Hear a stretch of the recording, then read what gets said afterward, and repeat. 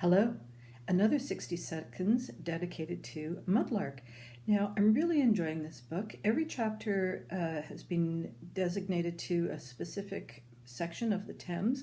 So, right now I'm reading about the beach below the Tower of London, which has been closed off to the public for, I guess it's like a national monument, and so there are certain security issues. I'm not sure entirely.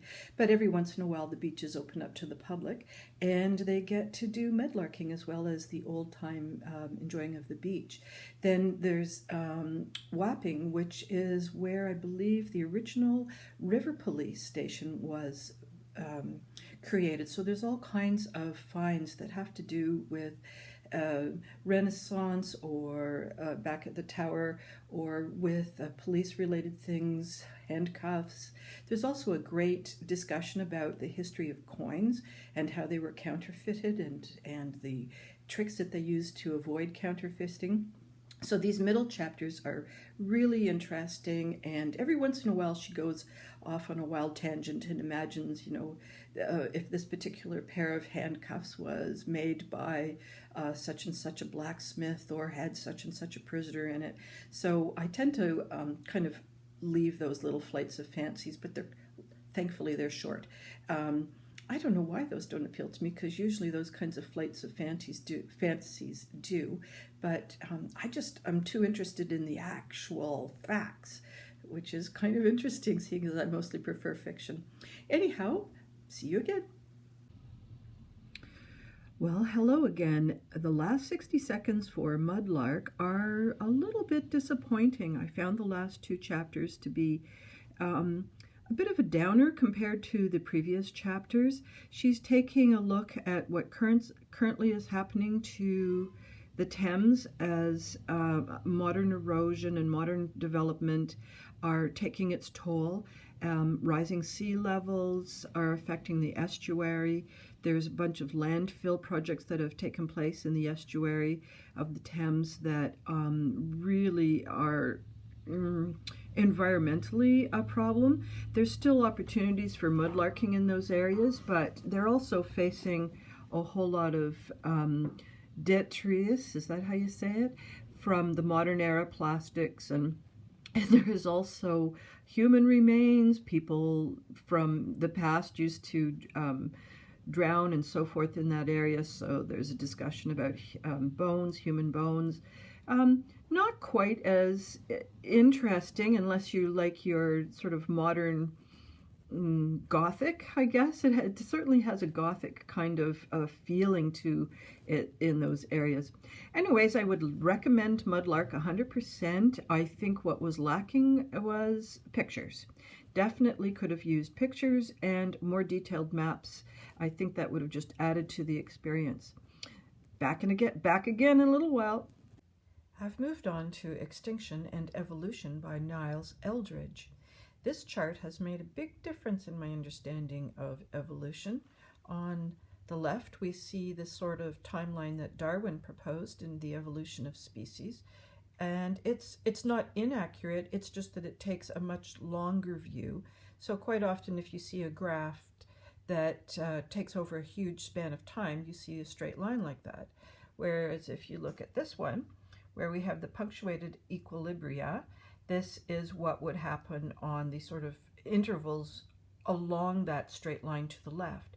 And what seems to happen is that when one species, so we've got several species coexisting, and one species A would be in one environment, species B would be in a different environment, and if species A should have some kind of extinction event, what is likely going to happen is that species B or species C will move into the environment that species A has left behind.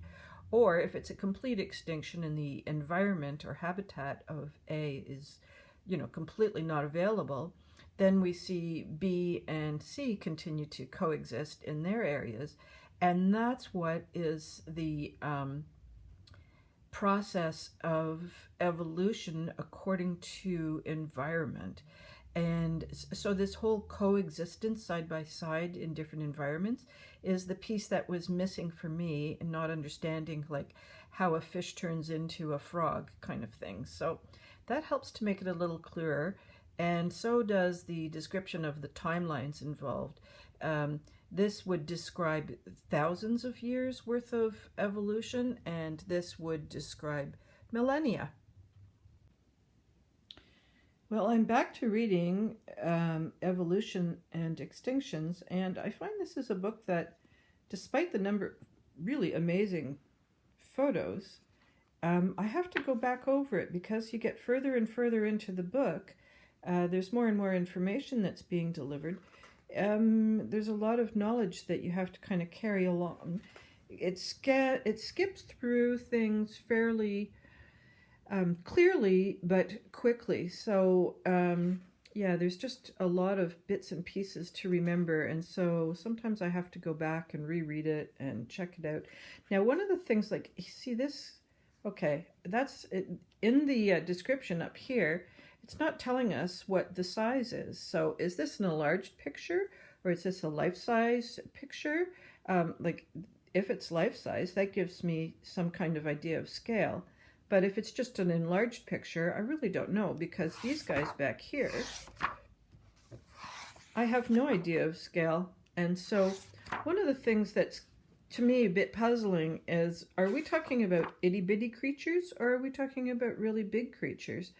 And because I think that these fellas existed at the same time as dinosaurs, if I remember. So I'm finding the lack of scale to be a problem, and I'm finding the lack of maps to be a significant problem. Now this is, what is this guy? Saber-toothed cat. Well, that's not, yeah, I don't know. That's bigger than my current cat's head, but, so that would be what? Would you say like the size of a Great Dane? No, not a Great Dane. Good Lord, Lorene. Anyways, I'm missing the lack of scale and not understanding exactly what we're talking about. That's an alligator head. And I do find the lack of maps to be a bit of a problem, because he is locating his extinction and evolution stories in geography. So that's my 2-minute comment today.